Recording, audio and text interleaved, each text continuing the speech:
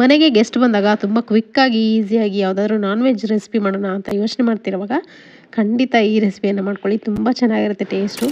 ನಾನಿಲ್ಲಿ 3/4 kg ಅಷ್ಟು chicken gravy ಮಾಡ್ತಾಯಿದ್ದೀನಿ. ತುಂಬ ಟೇಸ್ಟಿಯಾಗಿರುತ್ತೆ. ಕೊನೆವರೆಗೂ ನೋಡಿ ವಿಡಿಯೋನ. ಮೊದಲನೇದಾಗಿ ನಾನಿಲ್ಲಿ ಒಂದು ಬಾಣಲೆ ಬಿಸಿ ಇಟ್ಕೊಂಡಿದ್ದೀನಿ. 2 ಸ್ಪೂನ್ ಆಗೋಷ್ಟು ಎಣ್ಣೆ ಹಾಕ್ಕೊಂಡು ಒಂದು ಅರ್ಧದಷ್ಟು ಅಥವಾ ಒಂದು ಈರುಳ್ಳಿನ, ಚಿಕ್ಕದಾಗಿರುವಂಥ ಈರುಳ್ಳಿನ ಉದ್ದದ ಕಟ್ ಮಾಡಿಕೊಂಡು ಫ್ರೈ ಮಾಡ್ಕೊತಾ ಇದ್ದೀನಿ. ಇದಕ್ಕೆ 1 ಟೇಬಲ್ ಸ್ಪೂನ್ ಆಗೋಷ್ಟು ಶುಂಠಿ ಬೆಳ್ಳುಳ್ಳಿ ಪೇಸ್ಟ್ ಕೂಡ ನಾನಿಲ್ಲಿ ಹಾಕ್ಕೊಂಡು ಫ್ರೈ ಮಾಡ್ಕೊಳ್ತಾ ಇದ್ದೀನಿ. ನಿಮ್ಮ ಹತ್ರ ಶುಂಠಿ ಬೆಳ್ಳುಳ್ಳಿ ಪೇಸ್ಟ್ ಇಲ್ಲ ಅಂದರೆ ನೀವು ರುಬ್ಬೋ ಮಸಾಲೆಗೆ ಇದನ್ನು ಹಾಕ್ಕೋಬೋದು. ರುಬ್ಬೋ ಮಸಾಲೆನೂ ಕೂಡ ನೆಕ್ಸ್ಟ್ ತೋರಿಸ್ತೀನಿ. ತುಂಬ ಈಸಿಯಾಗಿ ಮಾಡಿಬಿಡ್ಬೋದು. ಇವಾಗ ಶುಂಠಿ ಬೆಳ್ಳುಳ್ಳಿ ಪೇಸ್ಟ್ ಹಸಿ ವಾಸನೆ ಹೋಗೋವರೆಗೂ ಫ್ರೈ ಮಾಡ್ಕೊಂಡಾದ್ಮೇಲೆ ನಾನಿಲ್ಲಿ ಚಿಕನ್ ಏನು ಕ್ಲೀನ್ ಮಾಡಿ ಇಟ್ಕೊಂಡಿದ್ದಲ್ಲ ಅದನ್ನು ಕೂಡ ಹಾಕ್ಕೊಂಡು ಫ್ರೈ ಮಾಡ್ಕೊಳ್ತಾ ಇದ್ದೀನಿ. ಈ ರೆಸಿಪಿ ಅಂತೂ ಕೇವಲ ಒಂದು 10 ನಿಮಿಷದಲ್ಲೆಲ್ಲ ಇದನ್ನು ಮಾಡಿಬಿಡ್ಬೋದು. ತುಂಬ ಈಸಿಯಾಗಿ ಟೇಸ್ಟಿಯಾಗಿ ಕ್ವಿಕ್ಕಾಗಿ ಮಾಡಿಬಿಡ್ಬೋದು ನೋಡಿ. ಇದು ರೈಸ್ಗೆ ಮಾತ್ರ ನೀವೇನಾದರೂ ಮಾಡಬೇಕು ಅಂತ ಯೋಚನೆ ಮಾಡ್ತಿರುವಾಗ ಇದು ರೈಸ್ಗೂ ಕೂಡ ತುಂಬ ಸೂಟ್ ಆಗುತ್ತೆ. ಅಥವಾ ಬಿರಂಜಿ ರೈಸ್ ಅಥವಾ ಪ್ಲೇನ್ ಕುಷ್ಕ ಎಲ್ಲ ಏನಾದರೂ ಮಾಡಿದ್ರೆ ಅದರ ಜೊತೆ ಒಳ್ಳೆ ಕಾಂಬಿನೇಷನ್ ಅಂತ ಹೇಳ್ಬೋದು. ಅದಲ್ಲದೆ ಚಪಾತಿ ರೊಟ್ಟಿ ಜೊತೆಗೆ ಕೂಡ ಇದು ಸೂಪರ್ ಆಗಿರುತ್ತೆ. ಇವಾಗ ನೋಡಿ ಚಿಕನ್ ಚೆನ್ನಾಗಿ ಫ್ರೈ ಆದಮೇಲೆ ಇಲ್ಲಿ ಒಂದು ಟೊಮೆಟೊ ಕೂಡ ಹಾಕ್ಕೊಂಡಿದ್ದೀನಿ. ಹಾಗೆಯೇ ಉಪ್ಪು ರುಚಿಗೆ ಎಷ್ಟು ಬೇಕು ಅಷ್ಟು ನೋಡ್ಕೊಂಡು ಹಾಕ್ಕೊಂಡು ಸ್ವಲ್ಪ ಅರಶಿನ ಪುಡಿ ಹಾಗೆಯೇ ಕರಿಬೇವಿನ ಸೊಪ್ಪನ್ನ ಹಾಕ್ಕೊಳ್ತಾ ಇದ್ದೀನಿ. ಕರಿಬೇವಿನ ಸೊಪ್ಪು ಈ ಟೈಮಲ್ಲಿ ಹಾಕೋದ್ರಿಂದ ತುಂಬ ಒಳ್ಳೆ ಫ್ಲೇವರ್ ಬಿಟ್ಕೊಳ್ಳುತ್ತೆ. ತುಂಬ ಟೇಸ್ಟಿಯಾಗಿರುತ್ತೆ ನಾವು ಊಟ ಮಾಡುವಾಗ. ಇವಾಗ ಇದನ್ನು ಕೂಡ ಮಿಕ್ಸ್ ಮಾಡ್ಕೊಳ್ತಾ ಫ್ರೈ ಮಾಡ್ಕೊಳ್ಳೋಣ. ಇದನ್ನು ಫ್ರೈ ಮಾಡೋಕ್ಕೆ ಬಿಡೋಣ, ಲೋ ಫ್ಲೇಮ್ ಇಟ್ಕೊಂಡು. ಅಷ್ಟರಲ್ಲಿ ಮಸಾಲೆ ರುಬ್ಕೊತೀನಿ. ನಾನಿಲ್ಲಿ 1 ಟೀ ಸ್ಪೂನ್ ಆಗೋಷ್ಟು ಮೆಣಸುಕಾಳು, ಒಂದು 3 ಲವಂಗ, 1 ಇಂಚಿನಷ್ಟು ಚಕ್ಕೆ, 1 ಏಲಕ್ಕಿ ಹಾಕ್ಕೊಂಡಿದ್ದೀನಿ. ಇದ್ರ ಜೊತೆಗೆ 1 ಟೀ ಸ್ಪೂನ್ ಅಷ್ಟು ಸೋಂಪು ಮತ್ತು ಜೀರಿಗೆ ಕೂಡ ಹಾಕ್ಕೊಂಡಿದ್ದೀನಿ. ಇದು ಮಸಾಲೆ ಇಷ್ಟು ಮಾತ್ರ ನೀವು ಹಾಕಬೇಕಾಗಿರುವಂಥದ್ದು. ಬೇರೆ ಯಾವುದೇ ಮಸಾಲೆಯಲ್ಲಿ ಬಳಸೋ ಹಾಗಿಲ್ಲ. ಒಂದು ಸ್ವಲ್ಪ ಕೊತ್ತಂಬರಿ ಸೊಪ್ಪು ಹಾಗೆ 1-2 ಈರುಳ್ಳಿನ ಉದ್ದುದ್ದಕ್ಕೆ ಕಟ್ ಮಾಡ್ಕೊಂಡು ಹಾಕ್ಕೊಂಡಿದ್ದೀನಿ. ಖಾರಕ್ಕೆ ನೀವು ಹಸಿಮೆಣಸಿನ್ಕಾಯಿ ಎಷ್ಟು ಬೇಕೋ ಅಷ್ಟು ಹಾಕ್ಕೋಬೋದು. ನಾನು ಒಂದು 5-6 ಹಸಿಮೆಣಸಿನ್ಕಾಯಿ ಹಾಕ್ಕೊಂಡಿದ್ದೀನಿ. ಜೊತೆಗೆ 1-2 ಟೊಮೆಟೊ ಕೂಡ ಹಾಕ್ಕೊಂಡಿದ್ದೀನಿ. ಜೊತೆಗೆ 2 ಸ್ಪೂನ್ ಆಗೋಷ್ಟು ಅಥವಾ 2 ಟೇಬಲ್ ಸ್ಪೂನ್ ಆಗೋಷ್ಟು ತೆಂಗಿನಕಾಯಿನ ಹಾಕ್ಕೊಂಡಿದ್ದೀನಿ. ಇದನ್ನು ನುಣ್ಣಗೆ ರುಬ್ಕೋಬೇಕು. ಸೊ ನೋಡಿ, ಇವಾಗ ಕುದಿಯೋಕ್ಕಿಟ್ಟಂಥ ಚಿಕನ್ ಏನಿದೆ ಚೆನ್ನಾಗಿ ಫ್ರೈ ಆಗ್ತಾಯಿದೆ. ಈ ಟೈಮಲ್ಲಿ ಒಂದು ಸ್ವಲ್ಪ ಚಿಕನ್ ಮಸಾಲಾನ ಹಾಕ್ಕೊಂಡಿದ್ದೀನಿ. ನೀವು ಬೇಕಿದ್ರೆ ಹಾಕ್ಕೋಬೋದು, ಇಲ್ಲ ಸ್ಕಿಪ್ ಮಾಡ್ಕೋಬೋದು. ನಾವು ಇಲ್ಲಿ ರುಬ್ಬಿರುವಂಥ ಮಸಾಲೆನೇ ಸಾಕಾಗತ್ತೆ. ಅದೇ ಒಂದು ಒಳ್ಳೆ ಫ್ಲೇವರ್ ಕೊಡುತ್ತೆ. ತುಂಬ ಸಿಂಪಲ್ ಆಗಿರುವಂಥ ಮಸಾಲೆನ ಬಳಸ್ಕೊಂಡು ಮಾಡಿರುವಂಥ ಒಂದು ಗ್ರೇವಿ ಇದು. ಇವಾಗ ಮಸಾಲೆ ಹಾಕ್ಕೊಂಡು ಚೆನ್ನಾಗಿ ಮಿಕ್ಸ್ ಮಾಡ್ಕೊಂಡಿದ್ದೀನಿ. ರುಬ್ಬಿದಂಥ ಮಸಾಲೆ ಕೂಡ ನಾನಿಲ್ಲಿ ಈ ಟೈಮಲ್ಲಿ ಹಾಕ್ಕೊಳ್ತಾ ಇದ್ದೀನಿ. ಚಿಕನ್ ಚೆನ್ನಾಗಿ ಬೆಂದಿದೆ ಅಂತ ಆದರೆ ಮಾತ್ರ ನೀವಿಲ್ಲಿ ರುಬ್ಬಿರುವಂಥ ಮಸಾಲೆನ ಸೇರಿಸ್ಕೋಬೇಕು. ನಿಮಗೆ ತೆಳು ಎಷ್ಟು ಬೇಕು ಅಷ್ಟು ನೋಡಿಕೊಂಡು ನೀರನ್ನು ಸೇರಿಸ್ಕೋಬೋದು. ನಾನಿಲ್ಲಿ ಒಂದು ಸ್ವಲ್ಪ ಸೆಮಿ ಗ್ರೇವಿ ಥರ ಮಾಡ್ತಿರೋದ್ರಿಂದ ನೀರನ್ನು ಸ್ವಲ್ಪ ಕಡಿಮೆನೇ ಸೇರಿಸ್ಕೊಂಡಿದ್ದೀನಿ. ಒಂದು ಅರ್ಧದಷ್ಟು ಜಾರಷ್ಟು ನೀರು ಕೂಡ ನಾನಿಲ್ಲಿ ಸೇರಿಸ್ಕೊಂಡಿದ್ದೀನಿ ಇದಕ್ಕೆ. ಇವಾಗ ಮುಚ್ಚಿ ಒಂದು 5-10 ನಿಮಿಷ ಚೆನ್ನಾಗಿ ಕುದಿಸ್ಬೇಕು. ಆವಾಗ ಸಾಫ್ಟಾಗಿ ಬೇಯುತ್ತೆ ಚಿಕನ್ನು. ಇವಾಗ ನೋಡಿ, ಮೇಲ್ಗಡೆ ಸ್ವಲ್ಪ ಎಣ್ಣೆ ತೇಲ್ತಾ ಇದೆಯಲ್ಲ, ಇದು ಇವಾಗ ಪರ್ಫೆಕ್ಟಾಗಿ ರೆಡಿಯಾಗಿದೆ. ತುಂಬ ಟೇಸ್ಟಿಯಾಗಿರುತ್ತೆ ಮಾತ್ರ ಗ್ರೇವಿ. ಇವಾಗ ಇದಕ್ಕೆ ನಾನು ರೈಸ್ಗೆ ಮಾತ್ರ ನಾನು ಮಾಡ್ಕೊಂಡಿರೋದ್ರಿಂದ ರೈಸನ್ನು ಸರ್ವ್ ಮಾಡ್ಕೊಳ್ತಾ ಇದ್ದೀನಿ. ನೀವು ಬೇಕಿದ್ರೆ ಚಪಾತಿ, ರೊಟ್ಟಿ, ಪರೋಟ ಯಾವುದಕ್ಕೆ ಬೇಕಿದ್ರೂ ಇದನ್ನು ಕಾಂಬಿನೇಷನಾಗಿ ಮಾಡ್ಕೋಬೋದು. ರೈಸ್ಗಂತೂ ಹೇಳಿ ಮಾಡಿಸಂಥ ಗ್ರೇವಿ ಅಂತ ಹೇಳ್ಬೋದು. ತುಂಬ ಸಿಂಪಲ್ಲಾಗಿ ಊಟ ಬೇಕು ಅಂದರೆ ನಿಮಗೆ ಈ ಥರ ಗ್ರೇವಿ ಮಾಡಿಕೊಂಡು ರೈಸ್ ಜೊತೆ ಸರ್ವ್ ಮಾಡ್ಕೊಳ್ಳಿ. ತುಂಬ ಟೇಸ್ಟಿಯಾಗಿರುತ್ತೆ. ಸೊ ಖಂಡಿತ ಇದನ್ನು ವಿಡಿಯೋನ ನೋಡಾದ್ಮೇಲೆ ನೀವು ಕೂಡ ನಿಮ್ಮಲ್ಲಿ ಮಾಡ್ತೀರಾ ಅಂದ್ಕೊಂಡಿದ್ದೀನಿ. ಮಾಡಿ ಹೇಗಿತ್ತು ಅಂತ ಅಭಿಪ್ರಾಯ ತಿಳಿಸಿ. ಪ್ರತಿ ಸತಿನೂ ಚಿಕನ್ ಸಾರಲ್ಲಿ ಮಟನ್ ಸಾರಾಗಲಿ ಸೌತ್ ಇಂಡಿಯನ್ ಸ್ಟೈಲಲ್ಲಿ ಮಾಡೋದು ತೋರಿಸ್ತಾ ಇದೆ. ಬಟ್ ಇವತ್ತು ನಾನು ತುಂಬ ಟೇಸ್ಟಿಯಾಗಿ ಮಹಾರಾಷ್ಟ್ರೀಯನ್ ಸ್ಟೈಲಲ್ಲಿ ಚಿಕನ್ ಸಾರು ಹೇಗೆ ಮಾಡೋದು ಅಂತ ತೋರಿಸ್ತಾ ಇದ್ದೀನಿ. ಈ ವಿಡಿಯೋನ ಕೊನೆವರೆಗೂ ನೋಡಿ. ಸೂಪರಾಗಿ ನೀವು ಕೂಡ ನಿಮ್ಮ ಮನೆಯಲ್ಲಿ ಮಾಡ್ಕೊಳ್ಳಿ. ಇದಕ್ಕೆ ನಾನಿಲ್ಲಿ ಒಂದು 3/4 kg ಆಗೋಷ್ಟು ಚಿಕನ್ ತೊಗೊಂಡಿದ್ದೀನಿ. ಕ್ಲೀನಾಗಿ ವಾಶ್ ಮಾಡಿಕೊಂಡು ಒಂದು ಬೌಲಾಗಿ ಹಾಕೋ ಇಟ್ಕೊಂಡಿದ್ದೀನಿ. ಇದಕ್ಕೆ ಮ್ಯಾರಿನೇಷನ್ಗೆ ನಾನಲ್ಲಿ 1 ಟೇಬಲ್ ಸ್ಪೂನ್ ಆಗೋಷ್ಟು ಅಚ್ಕಾರದ ಪುಡಿ, ಅರ್ಧ ಟೀ ಸ್ಪೂನ್ ಆಗೋಷ್ಟು ಅರಿಶಿನ ಪುಡಿ ಹಾಕ್ಕೊತಾ ಇದ್ದೀನಿ. ಹಾಗೆ 1 ಸ್ಪೂನ್ ಆಗೋಷ್ಟು ಚಿಕನ್ ಮಸಾಲ ಏನು ಸಿಗುತ್ತಲ್ಲ ಅದನ್ನು ಹಾಕ್ಕೊಳ್ತಾ ಇದ್ದೀನಿ.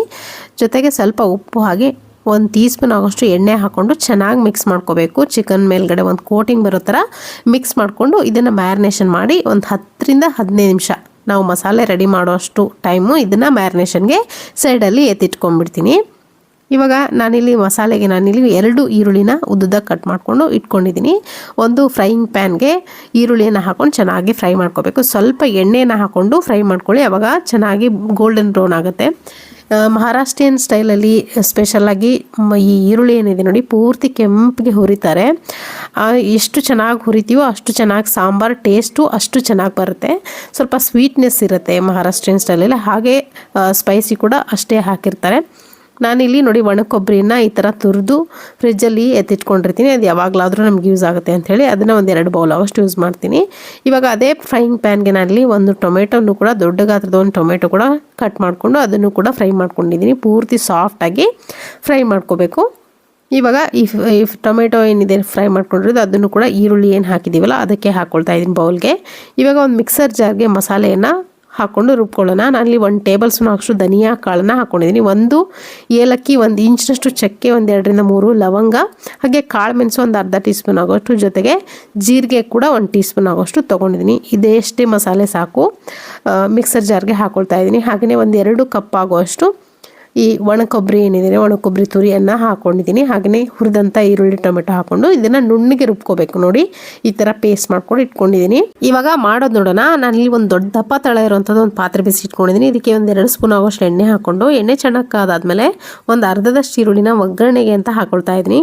ಚೆನ್ನಾಗಿ ಫ್ರೈ ಮಾಡ್ಕೋಬೇಕು. ಇದನ್ನು ಕೂಡ ಸ್ವಲ್ಪ ಕಲರ್ ಚೇಂಜ್ ಆಗಬೇಕು ಅಲ್ಲಿವರೆಗೂ ಫ್ರೈ ಮಾಡ್ಕೊಂಡಾದ್ಮೇಲೆ ನಾನಿಲ್ಲಿ ಶುಂಠಿ ಬೆಳ್ಳುಳ್ಳಿ ಪೇಸ್ಟ್ನ 1 ಟೇಬಲ್ ಸ್ಪೂನ್ ಆಗೋಷ್ಟು ಮನೆಯಲ್ಲೇ ಮಾಡಿಟ್ಕೊಂಡಂಥದ್ದನ್ನು ಫ್ರೆಶ್ ಆಗಿರುವಂಥದ್ದು ಹಾಕ್ಕೊಳ್ತಾ ಇದ್ದೀನಿ. ಇದಕ್ಕೇ ನಿಮ್ಮ ಹತ್ರ ಶುಂಠಿ ಬೆಳ್ಳುಳ್ಳಿ ಪೇಸ್ಟ್ ಅವೈಲೇಬಲ್ ಇಲ್ಲ ಅಂದರೆ ರುಬ್ಬೋದ್ರಲ್ಲೇ ಶುಂಠಿ ಮತ್ತು ಬೆಳ್ಳುಳ್ಳಿನ ಹಾಕಿ ರುಬ್ಕೋಬೇಕು ಮಸಾಲೆಗೆ.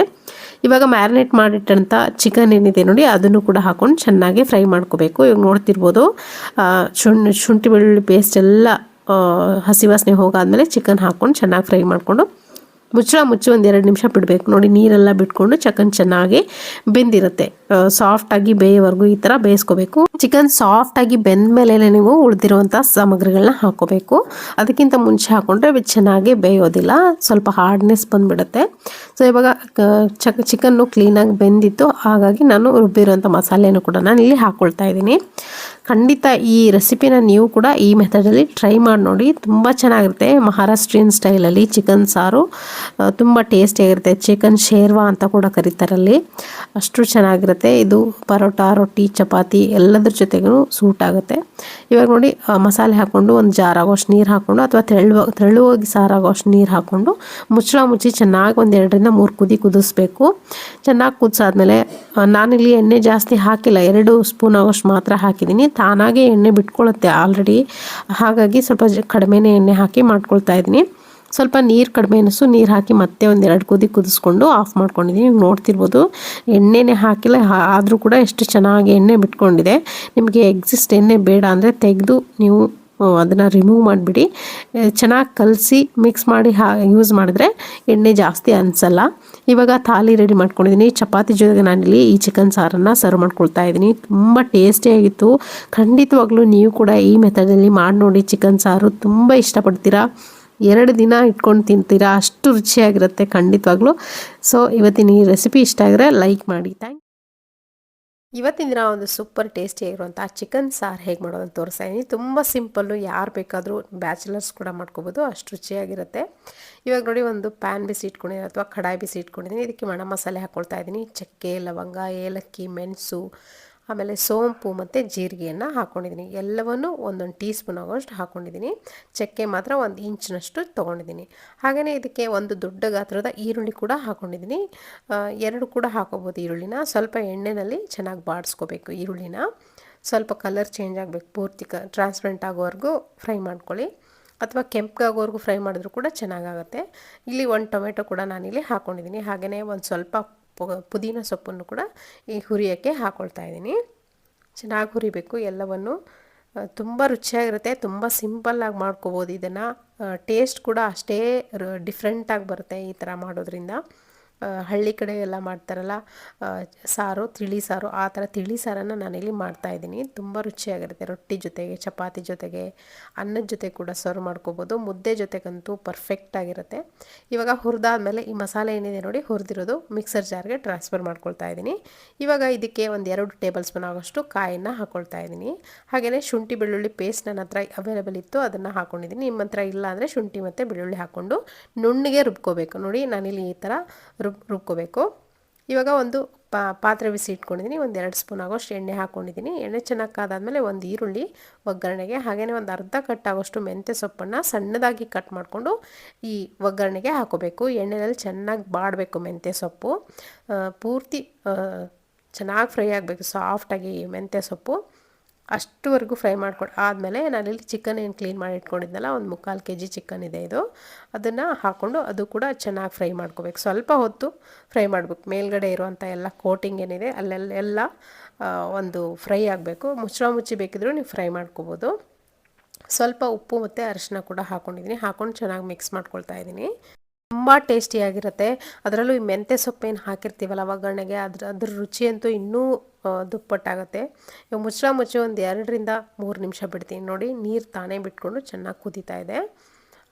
ಆ ನೀರು ಎಲ್ಲ ನೀರಿನಂಶ ಹೋಗಿ ಮತ್ತೆ ಆಯಿಲ್ ಬಿಡಬೇಕು. ಅಲ್ಲಿವರೆಗೂ ನೀವು ಚಿಕನ್ನ ಕುದಿಸ್ಬೇಕಾಗತ್ತೆ ಮುಚ್ಚಿ. ನಾನಿಲ್ಲಿ ಇದು ಚೆನ್ನಾಗಿ ಕುದ್ದಿದೆ ಇವಾಗ ಚಿಕನ್. ಇವಾಗ ಮಸಾಲೆ ಹಾಕ್ಕೊಳ್ತಾ ಇದ್ದೀನಿ. ಅಚ್ಕಾರದ ಪುಡಿ ನಿಮ್ಮ ಖಾರಕ್ಕೆ ಎಷ್ಟು ಬೇಕು ಅಷ್ಟು ಹಾಕ್ಕೊಳ್ಳಿ. ನಾನಿಲ್ಲಿ 2 ಸ್ಪೂನ್ ಆಗೋಷ್ಟು ಹಾಕ್ಕೊಳ್ತಾ ಇದ್ದೀನಿ. ಹಾಗೆ 1 ಸ್ಪೂನ್ ಆಗೋಷ್ಟು ಧನಿಯಾ ಪುಡಿ ಹಾಕ್ಕೊಳ್ತಾ ಇದ್ದೀನಿ. ಹಾಕ್ಕೊಂಡು ಇದನ್ನು ಕೂಡ ಮಸಾಲೆ ಜೊತೆ ಚಿಕನ್ ಜೊತೆಗೆ ಮಸಾಲೆನೆಲ್ಲ ಮಿಕ್ಸ್ ಮಾಡ್ಕೋಬೇಕಾಗತ್ತೆ. ಅದು ಕೂಡ ಚೆನ್ನಾಗಿ ಹುರಿಬೇಕು. ಅದೇ ಎಣ್ಣೆಯಲ್ಲಿ ಚೆನ್ನಾಗಿ ಫ್ರೈ ಆಗಬೇಕು. ನೋಡಿ, ಒಂದು ಕೋಟಿಂಗ್ ಥರ ಬರುತ್ತೆ. ಆ ಥರ ಚೆನ್ನಾಗಿ ಫ್ರೈ ಆದಮೇಲೆ ಮಸಾಲೆ ಖಾರ ಎಲ್ಲ ಕುದ್ದಾದಮೇಲೆ ರುಬ್ಕೊಂಡಿರುವಂಥ ಮಸಾಲೆ ಏನಿರುತ್ತಲ್ಲ ಅದನ್ನು ಕೂಡ ನಾನಿಲ್ಲಿ ಸೇರಿಸ್ಕೊತಾ ಇದ್ದೀನಿ. ಈ ಜಾರ್ಗೆ ಒಂದು ಸ್ವಲ್ಪ ನೀರು ಹಾಕ್ಕೊಂಡು ನಿಮ್ಗೆ ತೆಳು ಎಷ್ಟು ಬೇಕು ಅಷ್ಟು ನೋಡ್ಕೊಂಡು ಸಾಂಬಾರನ್ನು ಮಾಡ್ಕೋಬೋದು. ನಾನಿಲ್ಲಿ ತುಂಬ ತೆಳುವಾಗಿ ಸಾರನ್ನು ಮಾಡ್ಕೊಳ್ತಾ ಇದ್ದೀನಿ. ಯಾಕಂದರೆ ಅನ್ನಕ್ಕೆ, ಮುದ್ದೆಗೆ ಅಥವಾ ರೊಟ್ಟಿ ಚಪಾತಿಗೆ ಎಲ್ಲದಕ್ಕೂ ಸೂಟ್ ಆಗೋ ಥರ ಮಾಡ್ಕೊಳ್ತಾ ಇದ್ದೀನಿ. ಸೊ ಇವಾಗ ನೋಡ್ತಿರ್ಬೋದು ಸ್ವಲ್ಪ ಗಟ್ಟಿ ಇದೆ ಸಾರು. ಇನ್ನೂ ಎಷ್ಟು ಬೇಕೋ ಅಷ್ಟು ನೀವು ನೀರನ್ನು ಸೇರಿಸ್ಕೋಬೋದು. ತುಂಬ ರುಚಿಯಾಗಿರುತ್ತೆ. ಇವಾಗ ಇದನ್ನು ಮಸಾಲೆ ಎಲ್ಲ ಮಿಕ್ಸ್ ಮಾಡಾದಮೇಲೆ ಓಪನ್ ಲಿಡ್ಡಲ್ಲೇ ನೀವು 2ರಿಂದ 3 ಕುದಿ ಕುದಿಸಿದ್ರೆ ಸಾಕು. ಯಾಕಂದರೆ ಆಲ್ರೆಡಿ ಮಸಾಲೆ ಎಲ್ಲ ಹುರಿದೇ ಹಾಕಿರೋದ್ರಿಂದ ಜಾಸ್ತಿ ಏನು ಕುದಿಸೋ ಅಗತ್ಯ ಅಲ್ಲ. ಚಿಕನ್ ಕೂಡ ಚೆನ್ನಾಗಿ ಬಂದಿರುತ್ತೆ. ನೀವು ಬೇಕಿದ್ರೆ ಜಾಸ್ತಿ ಹೊತ್ತು ಬೇಯಿಸ್ಬೋದು ಚಿಕನ್ ಸಾರನ್ನು. ನೋಡಿ, ರುಚಿಯಾಗಿರುವಂಥ ಚಿಕನ್ ಸಾರು ರೆಡಿಯಾಗಿದೆ. ಕೊನೆಯದಾಗಿ ಸ್ವಲ್ಪ ಕೊತ್ತಂಬರಿ ಸೊಪ್ಪನ್ನು ಕೂಡ ಹಾಕ್ಕೊಂಡಿದ್ದೀನಿ. ತುಂಬ ರುಚಿಯಾಗಿರುತ್ತೆ. ಈ ಥರ ತಿಳಿ ಸಾರನ್ನು ಮಾಡ್ಕೊಳ್ಳಿ. ಜೋಳದ ರೊಟ್ಟಿ, ಚಪಾತಿ, ರಾಗಿ ಮುದ್ದೆ ಎಲ್ಲದಕ್ಕೂ ಸೂಟ್ ಆಗುತ್ತೆ. ಅನ್ನಕ್ಕೂ ಕೂಡ ನೀವು ಇದನ್ನು ಮಾಡ್ಕೋಬೋದು. ನಾನಿಲ್ಲಿ ಸಾಂಬಾರನ್ನು ಒಂದು ಬೇರೆ ಸರ್ವಿಂಗ್ ಬಕೆಟ್ಗೆ ಹಾಕಿದ್ದೀನಿ. ಚಿಕನ್ ಪೀಸ್ಗಳನ್ನು ಒಂದು ಪ್ಲೇಟ್ಗೆ ಹಾಕಿ ಸರ್ವ್ ಮಾಡಿದ್ದೀನಿ. ತುಂಬ ಟೇಸ್ಟಿಯಾಗಿತ್ತು. ಖಂಡಿತ ನಿಮಗೆ ಇಷ್ಟ ಆಗಿದೆ ಅಂದ್ಕೊಳ್ತೀನಿ. ಇಷ್ಟ ಆಗಿದ್ರೆ ಲೈಕ್ ಮಾಡಿ. ಸಂಡೇ ಬಂತು ಅಂದರೆ ಸಾಕು, ಪ್ರತಿಯೊಬ್ಬರ ಮನೆ ಕಿಟಕಿಯಿಂದ ಒಳ್ಳೆ ಪರಿಮಳ ಬರ್ತಾ ಇರುತ್ತೆ ನಾನ್ ವೆಜ್ದು. ಅದೇ ಥರ ಒಂದು ಪರಿಮಳ ಭರಿತವಾದಂಥ ಚಿಕನ್ ಗ್ರೇವಿ ಹೇಗೆ ಮಾಡೋದು ತೋರಿಸ್ತಾ ಇದ್ದೀನಿ. ಇದನ್ನು 2 ಮಸಾಲೆಯನ್ನು ಬಳಸಿ ಮಾಡ್ತಾಯಿದ್ದೀನಿ. ವಿಡಿಯೋ ಕೊನೆವರೆಗೂ ನೋಡಿ. ಇದಕ್ಕೆ ಒಂದು 3/4 kg ಅಷ್ಟು ಚಿಕನ್ನ ಕ್ಲೀನಾಗಿ ವಾಶ್ ಮಾಡ್ಕೊಂಡು ಇಟ್ಕೊಂಡಿದ್ದೀನಿ. ಇವಾಗ ಕುಕ್ಕರನ್ನು ಬಿಸಿ ಇಟ್ಕೊಂಡಿದ್ದೀನಿ. 2 ಸ್ಪೂನ್ ಆಗೋಷ್ಟು ಎಣ್ಣೆ ಹಾಕ್ಕೊಂಡು ಒಂದು ಕೈ ಹಿಡಿಯಾಗೋಷ್ಟು ಮೆಂತ್ಯ ಸೊಪ್ಪನ್ನು ಸಣ್ಣದಾಗಿ ಕಟ್ ಮಾಡ್ಕೊಂಡು ಎಣ್ಣೆನಲ್ಲಿ ಹಾಕಬೇಕು. ಅದ್ರ ಜೊತೆಗೇ ಚಿಕನ್ ಏನು ಕ್ಲೀನ್ ಮಾಡಿ ಇಟ್ಕೊಂಡಿದ್ವಲ್ಲ ಅದನ್ನು ಕೂಡ ಹಾಕ್ಕೊಂಡು ಚೆನ್ನಾಗಿ ಫ್ರೈ ಮಾಡ್ಕೋಬೇಕು. ಸ್ವಲ್ಪ ಹೊತ್ತು ಇದನ್ನು ಎಣ್ಣೆಯಲ್ಲಿ ಫ್ರೈ ಮಾಡ್ಕೋಬೇಕಾಗುತ್ತೆ. ಚಿಕನ್ನ ಉಪ್ಪು ಅರಿಶಿನ ಯಾವುದನ್ನು ಹಾಕಲಾರ್ದೆ ಹಾಗೇ ಫ್ರೈ ಮಾಡ್ಕೋಬೇಕು. ಉಪ್ಪು ಅರಿಶಿನ ಹಾಕಿದ್ರೆ ಫ್ರೈ ಆಗಲಾರ್ದೆ ಒಂಥರ ಸಾಫ್ಟ್ ಆಗಲ್ಲ, ಚಿಕನ್ ಹಾರ್ಡ್ ಆಗಿಬಿಡುತ್ತೆ. ತಿನ್ನುವಾಗ ತುಂಬ ರಫ್ ಆಗಿ ನಿಮಗೆ ಬಾಯಿಗೆ ಸಿಗುತ್ತೆ. ಹಾಗಾಗಿ ಉಪ್ಪು ಅರಿಶಿನವನ್ನು ಚಿಕನ್ ಬೇಯ್ತಿರುವಾಗ ಹಾಕ್ಬಿಡಿ. ಚೆನ್ನಾಗಿ ಬೆಂದಾದಮೇಲೆ ಈಗ ನೋಡಿ ಉಪ್ಪನ್ನು ಹಾಕ್ಕೊಳ್ತಾ ಇದ್ದೀನಿ ನಾನು 1 ಸ್ಪೂನ್ ಆಗೋಷ್ಟು. ಹಾಗೆ ಅರಿಶಿನ ಪುಡಿ ಕೂಡ ಹಾಕ್ಕೊಂಡು ಚೆನ್ನಾಗಿ ಮತ್ತೆ ಮಿಕ್ಸ್ ಮಾಡ್ಕೊಂಡ್ರೆ ಆಯಿತು. ಚೆನ್ನಾಗಿ ಕ್ಲೀನಾಗಿ ಬೆಂದ ಮೇಲೆ ನೀವು ಉಪ್ಪನ್ನು ಅರಿಶಿನವನ್ನು ಸೇರಿಸ್ಬೇಕಾಗುತ್ತೆ. ಅದಕ್ಕಿಂತ ಮುಂಚೆ ಸೇರಿಸ್ಬೇಡಿ. ನೋಡಿ, ಇವಾಗ ಚೆನ್ನಾಗಿ ಬೆಂದಿದೆ ಚಿಕನ್. ಆಲ್ರೆಡಿ ಒಂದು 20% ಮಾತ್ರ ಇನ್ನೂ ಬೇಯಬೇಕು. ಇದು ಚೆನ್ನಾಗಿ ಬೇಯ್ತಿರಲಿ. ಅಷ್ಟರೊಳಗೆ ನಾನಿಲ್ಲಿ ಮಸಾಲೆ ರೆಡಿ ಮಾಡ್ಕೊಳ್ತೀನಿ. ಒಂದು ಮಿಕ್ಸರ್ ಜಾರ್ಗೆ ಒಂದು 4 ಹಸಿಮೆಣಸಿನ್ಕಾಯಿ, ಶುಂಠಿ ಬೆಳ್ಳುಳ್ಳಿ, ಹಾಗೆ ಒಂದು 2 ಈರುಳ್ಳಿ, ಸ್ವಲ್ಪ ಕೊತ್ತಂಬರಿ ಸೊಪ್ಪು, ಸ್ವಲ್ಪ ಪುದೀನ ಸೊಪ್ಪು ಹಾಕ್ಕೊಂಡು ಇದನ್ನು ನುಣ್ಣಗೆ ರುಬ್ಕೊಂಬರ್ಬೇಕು. ಇವಾಗ ನೋಡ್ತಿರ್ಬೋದು ಇದು ಒಂದು ಪೇಸ್ಟ್ ರೆಡಿ ಆಯಿತು. ಇದನ್ನು ಇವಾಗ ಬೇರೆ ಒಂದು ಬೌಲ್ಗೆ ತೆಗೆದಿಟ್ಕೊಳ್ತಾ ಇದ್ದೀನಿ. ನಾನಿಲ್ಲಿ ಮಾಡುವಂಥದ್ದು ತುಂಬ ಸ್ಪೆಷಲ್ ಆಗಿರುವಂಥ ಚಿಕನ್ ಗ್ರೇವಿ. ಇದನ್ನು 2 ಮಸಾಲೆಯನ್ನು ರುಬ್ಬಿ ಮಾಡುವಂಥದ್ದು. ಇದನ್ನು ತೆಗೆದಿಟ್ಕೊಂಡಿದ್ದೀನಿ. ಇವಾಗ ಅದೇ ಜಾರ್ಗೆ ನಾನಿಲ್ಲಿ ಒಂದು 4 ಟೇಬಲ್ ಸ್ಪೂನ್ ಆಗೋಷ್ಟು ಕಾಯಿ ತುರಿಯನ್ನು ಹಾಕ್ಕೊಳ್ತಾ ಇದ್ದೀನಿ. ನೋಡ್ತಿರ್ಬೋದು. 1 ದೊಡ್ಡ ಗಾತ್ರ ಟೊಮೆಟೊ ಕೂಡ ಹಾಕ್ಕೊಂಡಿದ್ದೀನಿ. 1 ಇಂಚಿನಷ್ಟು ಚಕ್ಕೆ, 2 ಏಲಕ್ಕಿ, ಒಂದು 4 ಲವಂಗ ಹಾಕ್ಕೊಂಡಿದ್ದೀನಿ. ಇದರ ಜೊತೆಗೆ ನಾನಿಲ್ಲಿ 1 ಟೀ ಸ್ಪೂನ್ ಆಗೋಷ್ಟು ಕಾಳು ಮೆಣಸನ್ನು ಹಾಕ್ಕೊಂಡಿದ್ದೀನಿ. ಹಾಗೆ ಧನಿಯಾ ಪುಡಿ ಹಾಕ್ಕೊಂಡಿದ್ದೀನಿ. ಧನಿಯಾ ಪುಡಿ ಇಲ್ಲ ಅಂದರೆ ಧನಿಯಾನ ಹಾಕ್ಕೋಬೋದು 1 ಸ್ಪೂನ್ ಆಗೋಷ್ಟು. ಹಾಗೆ ಅಚ್ಕಾರದ ಪುಡಿ 1 ಸ್ಪೂನ್ ಆಗೋಷ್ಟು ಕೂಡ ಹಾಕ್ಕೊಂಡಿದ್ದೀನಿ. ಹಾಕ್ಕೊಂಡು ಇದನ್ನು ಕೂಡ ನುಣ್ಣಗೆ ಪೇಸ್ಟ್ ಮಾಡ್ಕೊಂಡು ಬರಬೇಕು. ಇವಾಗ ನೋಡಿ ಈ ಥರ ನುಣ್ಣಗೆ ರುಬ್ಕೊಂಡಿದ್ದೀನಿ. ಇವಾಗ 2 ಥರದ ಸ್ಪೆಷಲ್ ಮಸಾಲ ರೆಡಿ ಆಯಿತು. ಇವಾಗ ಚಿಕನ್ ಕೂಡ ಚೆನ್ನಾಗಿ ಬೆಂದಿತ್ತು ಆಲ್ರೆಡಿ. ಇದಕ್ಕೆ ಇವಾಗ ಮೊದಲೇದಾಗಿರುವಂಥ ಹಸಿರು ಮಸಾಲೆಯನ್ನು ಹಾಕ್ಕೊಂಡು ಇದನ್ನು ಚೆನ್ನಾಗಿ ಫ್ರೈ ಮಾಡ್ಕೋಬೇಕು. ಈ ಮಸಾಲೆ ಹಾಕಾದ್ಮೇಲೆ ಸ್ವಲ್ಪ ಹೊತ್ತು ಫ್ರೈ ಮಾಡಬೇಕು. ಯಾಕಂದರೆ ಹಸಿ ಮಸಾಲೆ ಆಗಿರೋದ್ರಿಂದ ಅದು ಹಸಿ ವಾಸನೆ ಹೋಗೋವರೆಗೂ ನಾವು ಚೆನ್ನಾಗಿ ಒಂದು 2ರಿಂದ 8 ನಿಮಿಷ ಫ್ರೈ ಮಾಡಲೇಬೇಕಾಗತ್ತೆ. ಹಾಗೆ 2 ಮಸಾಲೆನ ಒಟ್ಟಿಗೆ ಹಾಕಿದ್ರೆ ಚೆನ್ನಾಗಾಗಲ್ಲ, ಒಂಥರ ಟೇಸ್ಟ್ ಬರುತ್ತೆ, ಹಸಿ ವಾಸನೆ ಬರುತ್ತೆ. ಹಾಗಾಗಿ ಮೊದಲೇ ಮಸಾಲೆ ಬೆಂದಾದಮೇಲೆ ಮತ್ತೊಂದು ಮಸಾಲೆ ಇರುತ್ತಲ್ಲ, ಕೆಂಪು ಮಸಾಲೆ, ಅದನ್ನು ಕೂಡ ಹಾಕ್ಕೊಂಡು ನಾನಲ್ಲಿ ಸ್ವಲ್ಪ ಉಪ್ಪನ್ನು ಹಾಕ್ಕೊಂಡೆ. ಉಪ್ಪು ಕಡಿಮೆ ಅಂತ ಅನ್ನಿಸ್ತು, ಹಾಗಾಗಿ ಉಪ್ಪು ಹಾಕ್ಕೊಂಡು ಇದು ಕೂಡ ಅಷ್ಟೇ ಈ ಮಸಾಲೆ ಹಾಕಾದ್ಮೇಲೂ ಅಷ್ಟೇ ಚೆನ್ನಾಗಿ ಮಿಕ್ಸ್ ಮಾಡಿಕೊಂಡು ಇದನ್ನು ಕೂಡ ಅಷ್ಟೇ ನಾನಿಲ್ಲಿ ಡೈರೆಕ್ಟಾಗಿ ಒಂದು 2ರಿಂದ 3 ನಿಮಿಷ ಬೇಯಿಸಿ ಕುಕ್ಕರ್ ಲಿಡ್ಡನ್ನು ಕ್ಲೋಸ್ ಮಾಡ್ತಾಯಿದ್ದೀನಿ. ಹೈ ಫ್ಲೇಮ್ನಿಟ್ಟು ಒಂದೇ ಒಂದು ವಿಷಲ್ ಕೂಗಿಸ್ಬಿಟ್ರೆ ಆಯಿತು. ಟೇಸ್ಟಿಯಾಗಿರುವಂಥ ಘಮಘಮಿಸುವಂಥ ಒಂದು ಚಿಕನ್ ಗ್ರೇವಿ ರೆಡಿ ಆಗುತ್ತೆ. ಇದಂತೂ ತುಂಬ ಚೆನ್ನಾಗಿರುತ್ತೆ. ಖಂಡಿತ ಈ ಮೆಥಡಲ್ಲಿ ಈ ಮಸಾಲೆಯನ್ನು ಬಳಸ್ಕೊಂಡು ನೀವು ಕೂಡ ನಿಮ್ಮಲ್ಲಿ ಮಾಡ್ಕೊಂಡು ನೋಡಿ. ಈ ಗ್ರೇವಿನ ನೀವಂತೂ ಇದರ ಫ್ಯಾನಾಗಿ ಹೋಗ್ತೀರಾ, ಅಷ್ಟು ರುಚಿಯಾಗಿರುತ್ತೆ. ಬರೀ ಅನ್ನಕ್ಕೆ ಮಾತ್ರ ಕಲಿಸ್ಕೋಬೋದು, ಮುದ್ದೆಗಂತೂ ಸೂಪರ್ ಕಾಂಬಿನೇಷನ್ ಅಂತ ಹೇಳ್ಬೋದು. ನಾನಿಲ್ಲಿ ಜೋಳದ ರೊಟ್ಟಿ ಜೊತೆಗೆ ಇದನ್ನು ಸರ್ವ್ ಮಾಡ್ಕೊಳ್ತಾ ಇದ್ದೀನಿ. ತುಂಬ ಟೇಸ್ಟಿಯಾಗಿತ್ತು. ಖಂಡಿತ ನೀವು ಕೂಡ ಇದನ್ನು ನೋಡಾದ್ಮೇಲೆ ನಿಮ್ಮ ಮನೆಯಲ್ಲಿ ಈ ಸಂಡೇ ಸ್ಪೆಷಲ್ ನೀವು ಕೂಡ ಮಾಡ್ಕೊಳ್ಳಿ. ಹೇಗಿತ್ತು ಅಂತ ಕಾಮೆಂಟ್ ಮುಖಾಂತರ ಅಭಿಪ್ರಾಯ ತಿಳಿಸೋದನ್ನು ಮಾತ್ರ ಮರಿಬೇಡಿ. ಇವತ್ತಿನ ಈ ರೆಸಿಪಿ ನಿಮಗೆ ಇಷ್ಟ ಆದರೆ ಒಂದು ಲೈಕ್ ಮಾಡೋದನ್ನು ಮರಿಬೇಡಿ. ಮತ್ತೆ ಸಿಗ್ತೀನಿ ಮತ್ತೊಂದು ರೆಸಿಪಿಯೊಂದಿಗೆ. Thank you.